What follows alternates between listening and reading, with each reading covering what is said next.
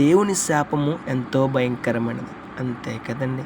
దేవుని శాపము, దేవుని కోపము ఎంతో భయంకరమైనదండి.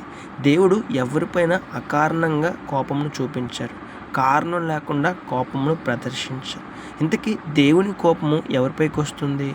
1 వేషధారులపైకి, 2 నామకార్థపు భక్తిపరులపైకి, 3 దేవుణ్ణి ఎదిరించేవారిపైకి, 4 లోకమును ప్రేమించేవారిపైకి, 5 హెచ్చరికను నిర్లక్ష్యం చేసేవారిపైకి, 6 తెలిసి కూడా పాపం చేయవారిపైకి, 7 దేవుని మాటలకు వ్యతిరేకంగా జీవించేవారిపైకి.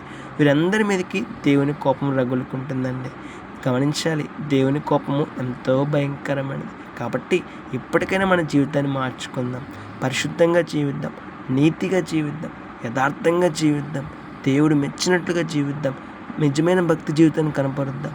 లోకమును ప్రేమించకుండా, లోకంలోని పాపమును ప్రేమించకుండా పరిశుద్ధంగా జీవిద్దాం. పరిశుద్ధ జీవితానికి ఫలితమైన శ్రేష్టమైన ఆశీర్వాదాన్ని పొందుకుందాం. May God bless you.